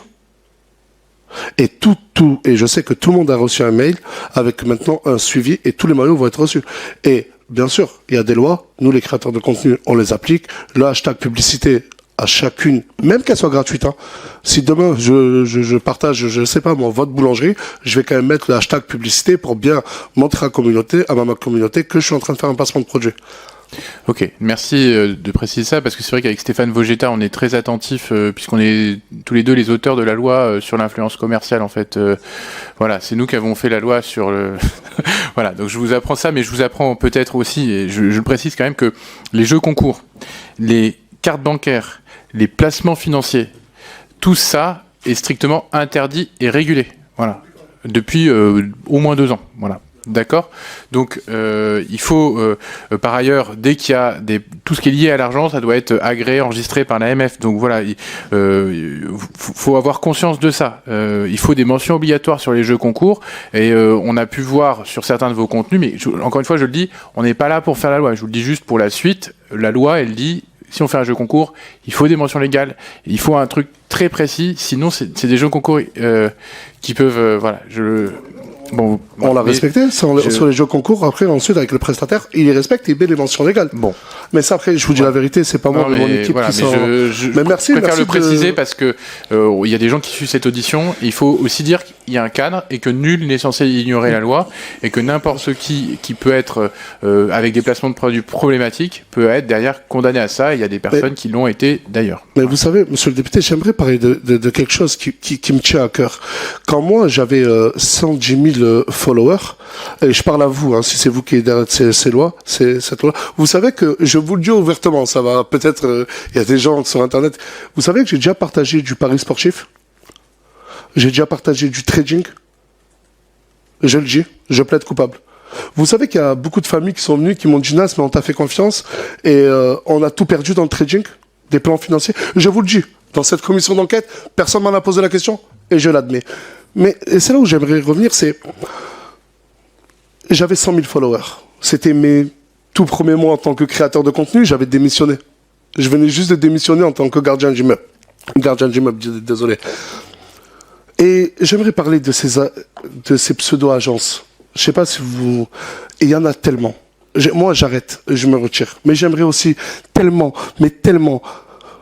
protéger aussi ces créateurs de contenu de ces agences qui viennent en costard, qui nous expliquent qu'ils connaissent très bien la loi, et qui viennent avec un beau discours, et qui, ces gens-là, m'ont fait à moi partager. Nul n'est censé ignorer la loi.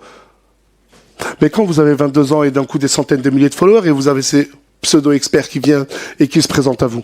Vous savez, ces gens-là passent leur temps derrière un ordinateur ou derrière un téléphone à détecter tous les nouveaux talents.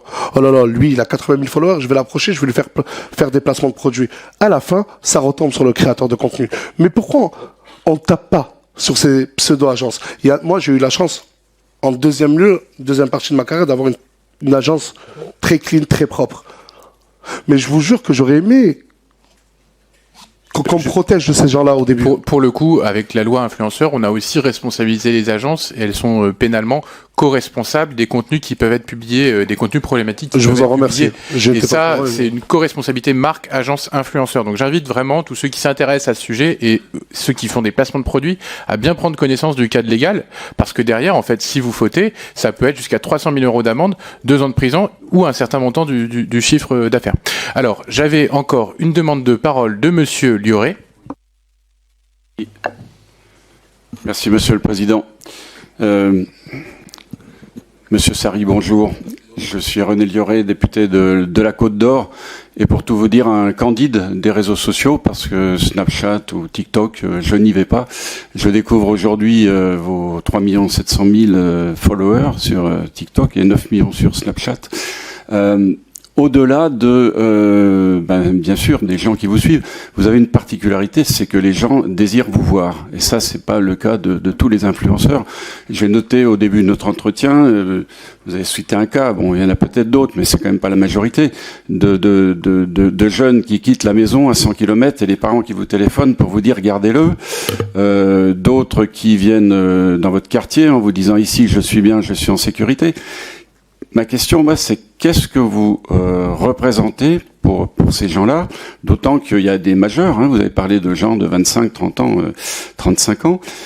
Qu'est-ce qu'ils attendent de vous? Comment on devient de Nasser Sarri à Nasdaq? Voilà. Et comment vous positionnez, vous, quelle est votre image? Quelle est l'image que vous donnez à ces jeunes? Qu'est-ce qu'ils attendent de vous? En gros. C'est difficile, ma question, mais voilà. Oui. Qu'est-ce que vous apportez qu'ils ne trouvent pas dans leur milieu scolaire, qu'ils ne trouveraient pas dans un club de sport, qu'ils ne trouvent pas dans le milieu familial, dans la famille, enfin, toutes ces structures qui sont là pour encadrer les jeunes, et qu'ils trouveraient chez vous?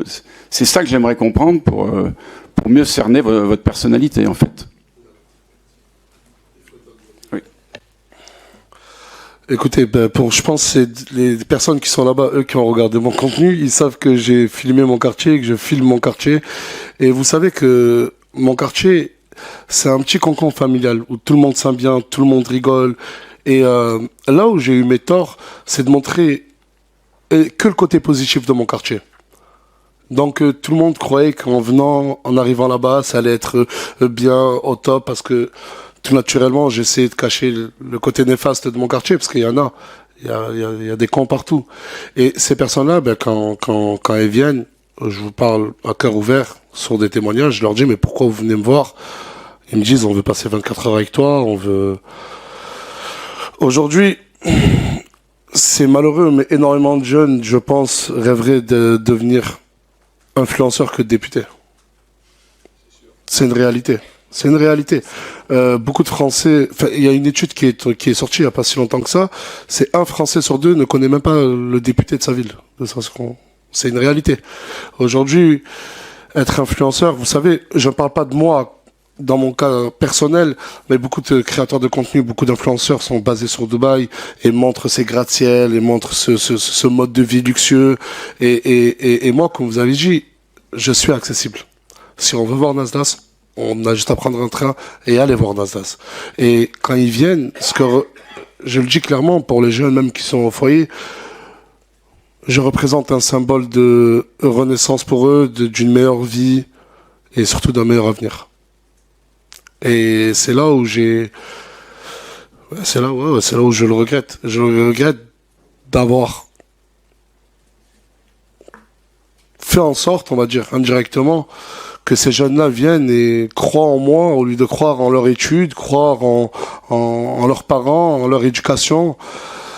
Mais c'était pas voulu en fait. Moi, je voulais juste montrer une bonne image de moi-même et de mon quartier. Et à la fin, ça s'est transformé en fléau de jeunes qui venaient pour me demander clairement, Nasdaq, on veut avoir une meilleure vie. Et je vous le jure que par tous les moyens, et c'est énormément choquant, j'ai pu en aider. Jusqu'à en faire des burn-out, jusqu'à être hospitalisé. Mais j'en ai plus la force et aujourd'hui, c'est pour ça que j'ai pris cette décision il y a 3 mois de prendre du recul et d'arrêter les réseaux sociaux et de revenir avec une meilleure optique. En tout cas, je tenais à vous féliciter pour les lois que vous avez sorties, je n'étais pas au courant. Vous faites avancer le métier et merci à vous. Mieux vaut tard que jamais, on dira. Monsieur Delogu, je crois que vous aviez une question. Merci beaucoup, monsieur Nasser Sari. Juste au-delà du fait que je pense que vous êtes extrêmement bien apprécié par la population en France, vous êtes quand même aussi beaucoup critiqué et beaucoup montré du doigt. Je sais, les gens, ils sont pas à votre place, donc c'est facile de juger quand ils sont pas à votre place, mais j'aurais quand même aimé vous entendre nous donner des exemples sur les mineurs qui sont venus près de chez vous, ce que vous avez fait de façon concrète pour les aider, c'est-à-dire, comme tout à l'heure vous avez expliqué que vous avez eu les parents au téléphone, etc. Donc j'aurais aimé savoir réellement que concrètement ce que vous faites pour ces jeunes. C'est quelque chose qui est valorisant, je pense, pour vous. Et ensuite, le maire qui est donc du Rassemblement national de votre quartier, j'aurais aimé savoir justement si par rapport à cela, c'est-à-dire au fait qu'il y ait des adolescents qui viennent dans votre quartier, s'il a mis par exemple des salles à disposition, des équipes pour pouvoir les recevoir et les renvoyer chez leurs parents, ou est-ce que de la part des services publics, il n'y a eu aucune main tendue. Voilà, ça c'était mes 2 questions. Merci beaucoup. Pour répondre concernant le maire Louis Alliot de la ville de Perpignan, à ma connaissance, non, il n'a rien mis en place. Et même au contraire, on est déjà passé à la télé quand j'ai essayé de mener des actions sociales pour distribuer des burgers. Même si j'avais pas fait la demande d'autorisation, il venait une trentaine ou une quarantaine de policiers. Non, on est sur toutes nos actions sociales et sur tout ce fléau de jeunes qui vient. Je me retrouve vraiment seul.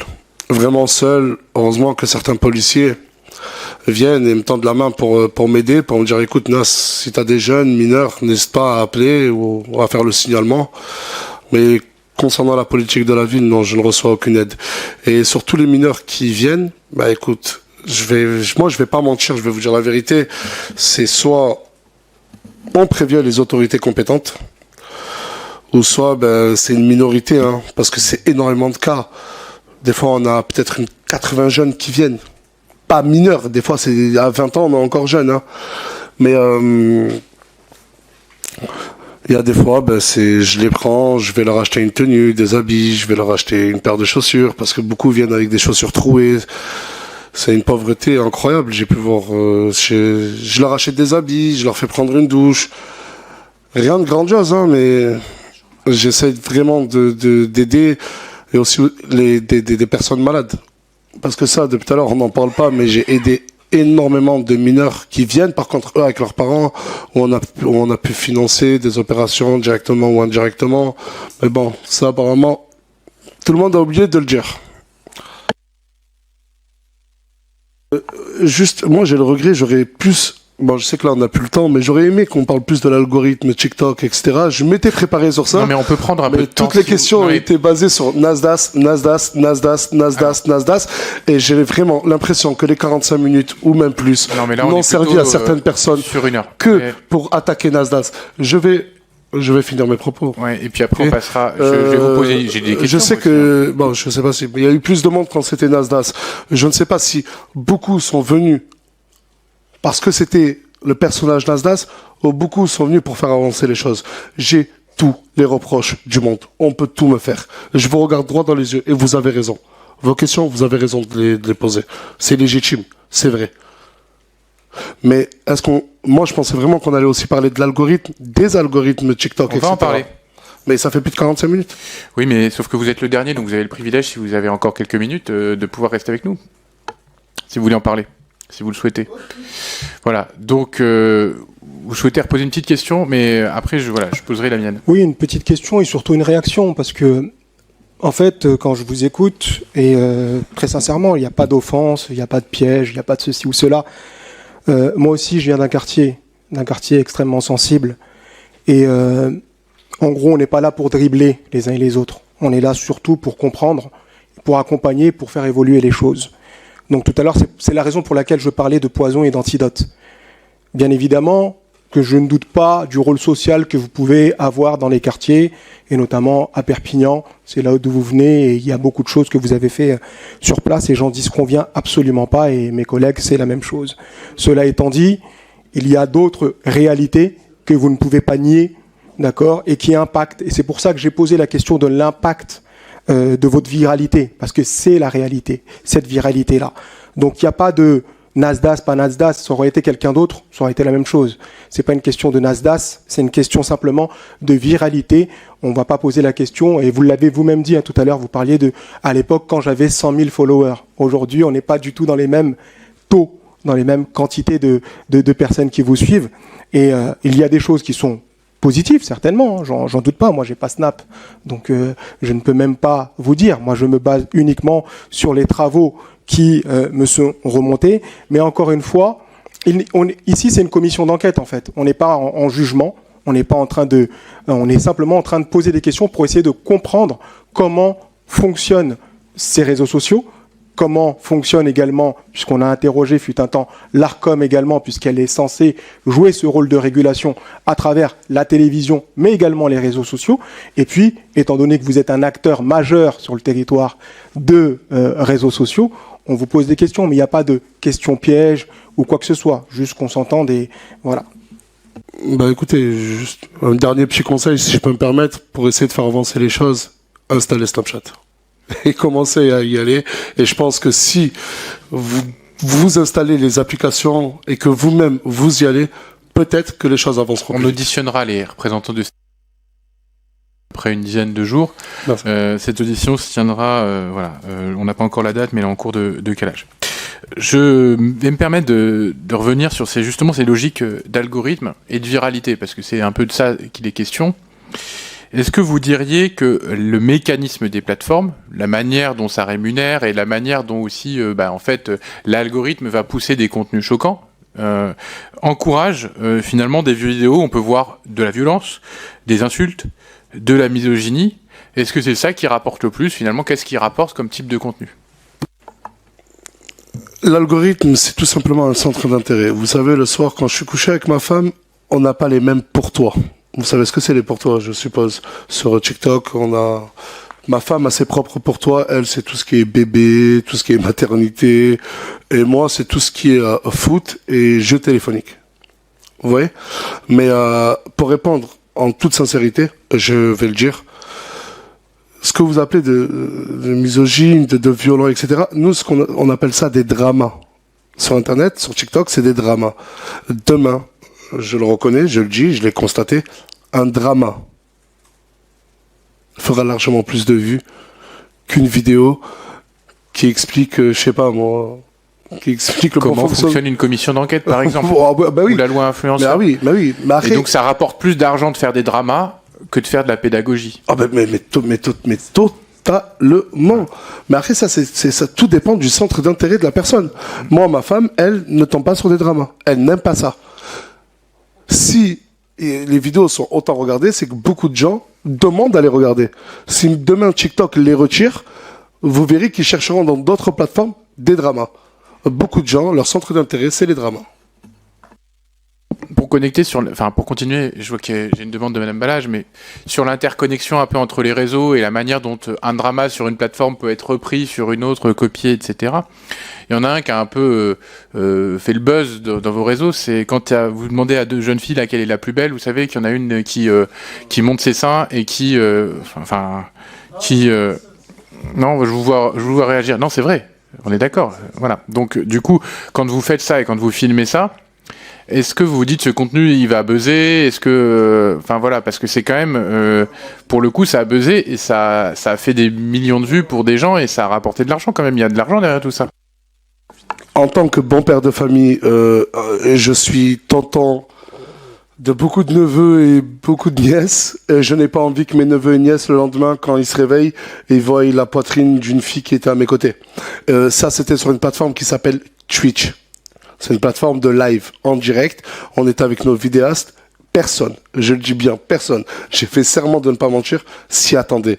Et c'est pour ça qu'on a directement coupé le live et on a remis un live 5 minutes après et on s'est excusé et on a supprimé toutes les rediffusions possibles dans l'instantané. Mais ça, c'était pas volontaire. Mais malheureusement, malheureusement, ce n'était pas voulu de ma part, loin de là.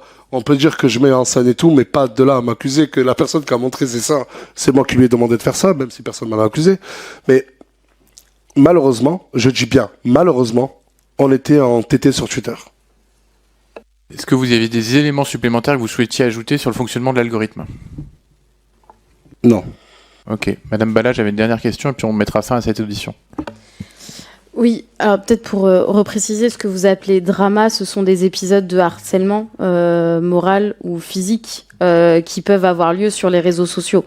Quand on parle de personnes qui présentent plusieurs vulnérabilités, je parle pas de simplement vos contenus, mais quand on dit drama, c'est une manière de banaliser des actes de violence physique ou psychologique qui existent sur les réseaux sociaux. Ce sont pas des dramas, ce sont la répétition de propos à l'encontre notamment de personnes qui présentent des vulnérabilités, notamment des jeunes femmes.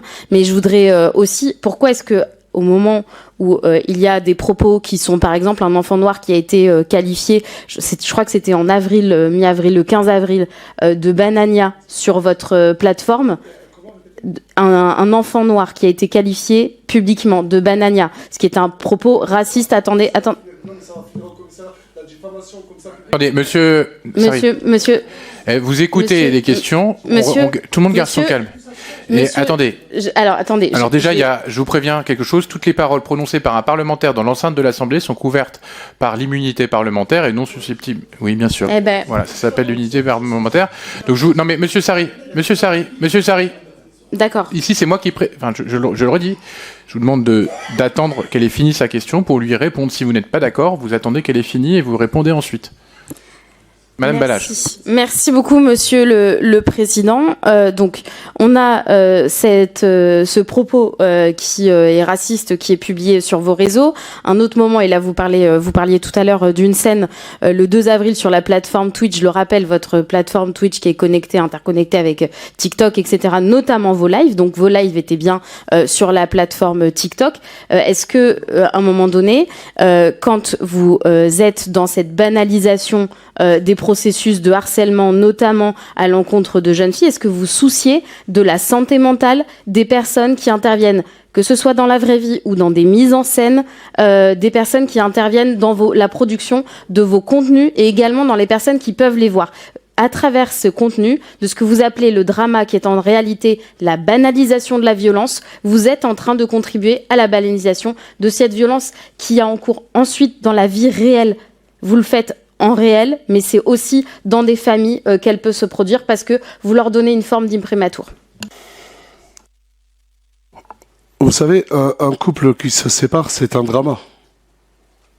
Pas besoin d'avoir un harcèlement. Demain, je ne suis plus avec ma femme, je l'annonce, c'est un drama. Pour moi, la définition d'un drama, désolé si ce n'est pas la bonne, mais si demain je me sépare de ma femme, c'est un drama. Maintenant, et laissez-moi juste après répondre, est-ce que vous pouvez, parce que je sais que vous êtes couvert ici, on peut insinuer tout, accuser tout, et vous pose des questions, monsieur Sarri. D'accord. Non, l'accusé, c'était pas une question.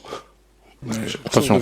Vous pouvez répéter ce que Fares, le vidéaste, a dit à ce jeune-là? Vous pouvez me le répéter? Il a insulté de Banania, il lui a dit tu es un Banania?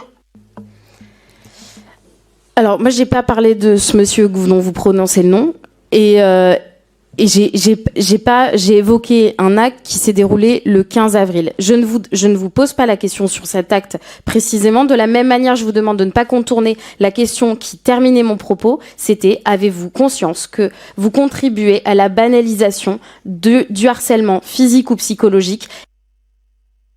Vous prenez soin de la santé mentale des personnes qui interviennent dans votre vie là. Ce sont mes deux questions et elles sont simples et je vous demande d'y répondre. Ok. En fait, avant vos questions, vous portez des accusations. Vous dites, j'ai le droit de répondre. J'ai le droit d'être libre de... Vous pouvez être précis. Est-ce que j'ai le droit ou on doit me dicter ce que je dois dire? Non, mais alors moi je vais vous dire, parce que je viens de regarder la vidéo en question. Mais j'ai pas pu placer 4 Non, mais vous allez pouvoir y répondre, mais je dis juste que dans la vidéo, la personne qui est à côté dit ramener un banania. Voilà. Donc c'est hyper important de remettre les choses dans leur contexte. Ou sinon, c'est ça. Cette même personne-là qui a subi un harcèlement que vous défendez aujourd'hui. Cette même personne-là. Donc si là, Monsieur le Président n'aurait pas remis les choses à leur place, il aurait peut-être mangé une deuxième vague Il y a d'harcèlement. quand même quelqu'un qui dit ramener un banania avec un non, petit non, garçon mais vous noir. savez ce que c'est. Oui. Vous savez ce que c'est le banania? Alors dites-nous. Ah, vous savez pas? Bah, dites-nous. Peut-être qu'on n'a pas bien. Chocolat chaud. En fait, cette personne-là, mais faut regarder la vidéo. Vous l'avez vu la vidéo ou pas? En fait, cette personne-là, c'est un jeune qui s'appelle Amadou, qui est un créateur de contenu avec RFK. Il a 6 ans. Il est adorable. Hein. Et moi, je n'étais pas présent dans la pièce quand ça s'est passé. Comme vous, comme certains peut-être ici, j'ai regardé la rediffusion. D'accord, je n'étais pas présent. Et quand j'ai regardé la rediffusion, il y avait du champomis, je crois, posé sur la table, et le petit Amadou voulait en boire. Vous voyez, et lui, il a dit non, c'est comme de l'alcool, ça ressemble à de l'alcool. Il a dit, ramenez-lui du banania, en parlant du chocolat, qui est aujourd'hui accessible partout à Leclerc. Et il a fait ensuite une vidéo où il s'est excusé, où il a dit qu'il ne connaissait pas le passé, tout comme moi. Je suis pas né avec. Mais je réagis à ce que vous me dites. Non, mais donc là, on a répondu sur le premier point. On a mis les choses au clair. Madame Balage. Monsieur le Président, excusez-moi de vous couper. Elle porte des accusations. Non, mais j'y réponds, elle me dit, je vais mettre des fils. Non, attendez. Mais moi, qui me protège? Moi, j'ai pas d'immunité, moi. Excusez-moi, monsieur Sari. Vous avez répondu sur le point que vous estimiez devoir préciser sur la question du contenu des propos. Très important, sinon elle allait subir un autre harcèlement. Madame, je crois que la question de Madame Balage était plus large que ça, Madame Balage. Je vais la répéter pour la 3e fois. Est-ce que vous avez conscience que votre contenu participe à la banalisation de processus de harcèlement physique ou psychologique? Première partie de la question. Deuxième partie de la question, comment vous assurez-vous de la bonne santé mentale des participants de votre création de contenu à la villa, que ce soit la réalité ou des mises en scène, comme vous nous l'avez dit tout à l'heure? Écoutez, mon contenu, pour moi, en aucun cas, il incite à l'harcèlement de qui que ce soit. Moi-même, le premier, j'ai subi un harcèlement via mes propres vidéos. Et je peux vous dire que j'ai pas incité les gens à m'harceler moi-même pour une création de contenu. Donc, je n'incite personne à la harceler, personne. Qu'on soit très clair là-dessus. Et la santé psychologique des personnes majeures qui sont chez moi, tout comme moi, il y a quelque chose qui s'appelle l'amitié. Le soir, qui ça? Qui ça? Mais de quand ça vous parlez-vous? Mais parce que attends, mais il faut être précis. Mais parce que Leïna, elle est partie il y a déjà 4 mois. Si on parle à l'heure actuelle, nous on avait que, je crois, Leïna et une autre personne, mais après c'est des petits du quartier. D'accord. Vous devez connaître. Alors, oui. Leïna, elle est partie il y a déjà des mois où elle n'est plus avec nous, et même quand elle était là, elle ne vivait plus sous mon toit, tout simplement. Et il y a quelque chose qui s'appelle l'amitié. Quand moi je vais santé, parce que moi aussi j'ai une santé mentale, vous savez, je suis humain, je suis pas un robot. Je suis peut-être un influenceur, mais j'ai moi aussi une santé mentale. Moi aussi j'ai des burn-out et moi aussi peut-être j'ai des idées noires. Et vous savez, mes amis se soucient de moi parce que ce n'est pas que des personnages, comme vous dites. On est aussi amis. Et le soir, on essaye tous de se remonter le moral. Donc, est-ce que je contribue à la santé mentale de mes amis qui travaillent avec moi? Oui. Alors, par exemple, cette jeune fille qui a montré ses seins à la suite de la vidéo sur le live Twitch, ok, ça a fait des millions de vues. Comment est-ce que vous la protégez? Tout simplement, quand Asia, plus précisément, a fait ça, déjà, j'ai essayé de comprendre pourquoi elle a fait ça. Et Asia n'est pas mineure, vous le savez qu'elle n'est pas mineure. Oui, et c'est une femme libre, Asia. Si elle a envie de montrer ses seins, quel homme va lui dire de ne pas le faire? Désolé. J'ai essayé de comprendre pourquoi elle a fait ça. Et ensuite, Asia, pour éloigner l'harcèlement futur qu'elle allait subir, je lui ai conseillé fortement, parce que je lui ai acheté une tablette, de ne plus aller sur TikTok, de ne plus regarder les vidéos, de ne plus regarder les commentaires des gens qui vont l'insulter. Je le jure que toutes les personnes qui sont à côté de moi, je passe mon temps à les rassurer. Parce que eux-mêmes ont leur propre réseau. Vous savez que ceux qui m'entourent ont aussi leur compte TikTok à des millions de followers. Et des fois, ils subissent un harcèlement dû à leurs propres vidéos que eux-mêmes postent sans l'Alsace. Et on se protège mutuellement, on se rassure et on se dit que c'est rien. Mais je vous jure que on n'incite pas au harcèlement. Je ne dis pas aux gens, allez harceler une telle ou un tel. Au contraire, toutes les personnes qui ont même pu cracher sur mon dos sur les réseaux, si vous me connaissez de loin ou de près, je ne leur ai jamais répondu. Et vous savez pourquoi? Parce que je suis conscient des millions de personnes qui m'apprécient. Oui. Alors, ce soir, il y a, si j'ai bien compris, pas mal de personnes qui suivent d'ailleurs cette audition en direct sur des canaux comme Twitch. Hein. Donc, ce qui montre aussi que l'Assemblée, qui a un intérêt pour cette audition. Donc, moi, pour finir, je ne sais pas s'il y a encore des collègues qui ont des questions, mais une question à 2 niveaux. Et ça sera la dernière. C'est la dernière. Mais, bien sûr, c'est la dernière question. Vous avez une responsabilité particulière et vous le reconnaissez parce que vous êtes suivi par des millions de personnes, y compris sur TikTok, même si c'est pas la plateforme sur laquelle vous tirez le plus de revenus. Est-ce que, d'une part, vous avez un message à passer à ces personnes-là? Et deuxièmement, est-ce que vous reconnaissez que par le système que vous avez contribué à créer, avec des jeunes qui vivent chez vous, etc., avec la diffusion en direct de tout ça, etc., vous n'avez pas quand même contribué à créer aussi du mal-être chez certains, ou en tout cas à l'amplifier, ou à diffuser des contenus qui peuvent choquer certaines personnes. Voilà. Excusez-moi, je me souviens toujours de la dernière question et pas de la première. Alors, la dernière question, c'était est-ce que vous reconnaissez que vous avez du contenu qui a pu choquer par le système que vous avez contribué à créer? Elle est assez simple. Et la deuxième question, et vous pourrez finir par la première, est-ce que, pour finir cette audition, en guise de conclusion, vous avez un message à passer aux jeunes, voilà, à passer aux personnes qui nous regardent? Ok. Non, moi, écoutez, toute personne qui vient chez moi, je ne leur ai jamais demandé de faire des milliers de kilomètres ou des centaines de kilomètres pour venir chez moi. Quand ils viennent avec une idée précise, c'est de devenir créateur ou créatrice de contenu. Quand je filme des personnes, écoutez, si on est suivi aussi par autant de millions de personnes, beaucoup disent qu'on est attachant.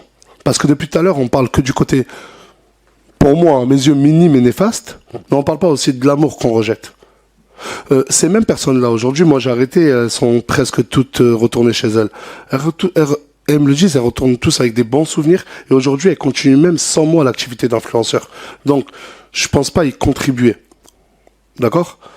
Sinon, dans ce cas-là, je ne peux plus filmer qui que ce soit, ou même moi. Et si j'ai un conseil à donner à toute personne qui veut se lancer sur les réseaux, vous lancez pas sur les réseaux. Merci. La séance est suspendue. Prochaine séance, jeudi prochain, 9h, avec l'audition des salariés et responsables de TikTok France.